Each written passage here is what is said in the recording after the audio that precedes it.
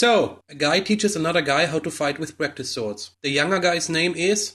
Another guy informs them that... The peasants are revolting. King Frank wants his son to witness his noble victory. There's nothing noble about crushing desperate men. You're traitorous scum! So they go to watch the battle. The older guy's name is... Bowen? He tries to teach Einan... When you were king, remember today and the difference between battle and butchery. Then you'll be a greater king than your father. The king and his men slaughter the peasants, and the king rides into the assumingly empty village to burn it down. But... He's trapped! Einan rides to help his father. However, the king is stabbed multiple times. He's not quite dead. So Einan says... Die! It's mine! And he finally dies. A girl stumbles out of a burning house and unintentionally pushes Einan into a stake, which pierces him through the heart. Bowen comes to get Einan. I'm here, my king!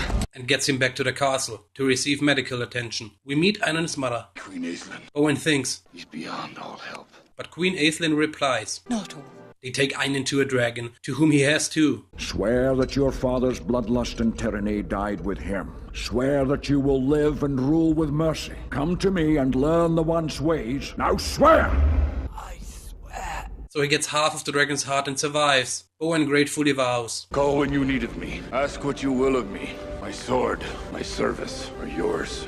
A few weeks later, the leader of the rebellion is brought before the now fully healed Einan. Einan orders his right-hand man to burn the leader's eyes out, but he gets saved by Bowen. Bowen thinks... You're unwell. You've been bewitched. It's madness. He goes to the dragon's lair and screams. Dragon! I love that boy and you changed him. You tricked me, Dragon. No matter where you fly, no matter where you go, I will find you. Today I make a new vow. I will spend the rest of my life hunting you down. Time skip. Bowen, now hunting dragons, kills one and impresses a monk named Brother Gilbert of Glockenspur. Meanwhile, Einan, now a complete tyrant, kills the father of the red-haired girl. Bowen fights another dragon. During the fight, the dragon tells him, If you win, you'll be out of work. I am the last one! And when there are no more dragons to slay, how will you make a living, knight? How do we gain? If you win, you'll lose a trade. If I win, I wait around for the next sword slinger. You can listen to my alternative. What's the alternative? The next day, a very talented child actor shouts, Father, look!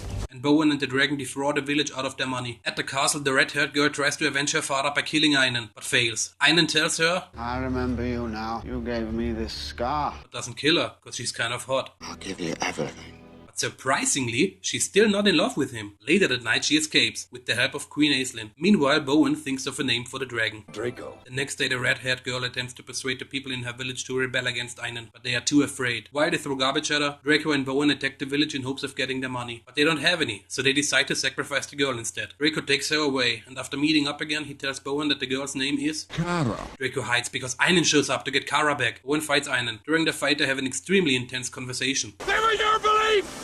Never mind. You said the words! You spoke them from your heart! I vomited them up because I couldn't stomach them. Because I knew it was what you wanted to hear. I taught you! I took what I needed from you. Due to this, Einan actually defeats Bowen. However, when he goes for the kill, Draco gets between them and shows Einan the scar on his chest. Einan bolts. Sometime later, they meet the monk again and try to defraud another village. But Think! I can't eat. Meat. Run! they manage to escape, and Draco takes them too. Avalon. There he admits to Bowen. Long ago, the wisest of our race took pity on man. He gathered together all the dragons, making them vow to watch over man always. And at the moment of his death, the night became alive with those stars. And thus was born the dragon's heaven. Not all dragons are admitted to this shining place. We have to earn it. If we don't, our spirit disappears as if we never were. That's why I shared my life force with a dying boy. Ensure my place among my ancient brothers of the sky. I have heart that cost me all of my soul. Back at Kara's village, they again try to convince the people to fight against Einan. At first, the village leader thinks they got no chance, but I'm going to start one. You and what army? Einan's right-hand man sees them preparing for battle and also spots Draco. He informs Einan about it and they plan their defense. Queen Aislinn shows Einan. Dragon Slayers. The next morning, the rebels attack and draw their opponent out of the castle with the help of Draco. Thanks to Bowen's tactics, the rebels force Einan and his men to retreat! The monk shoots Einan in the heart with an arrow, but this only causes Draco to crash down and getting captured by the Dragon Slayers. Einan isn't even injured, he figures. The Dragon Slayers. So he hurries back to the castle and orders the Dragon Slayers too. I wanted alive! Safe for all eternity.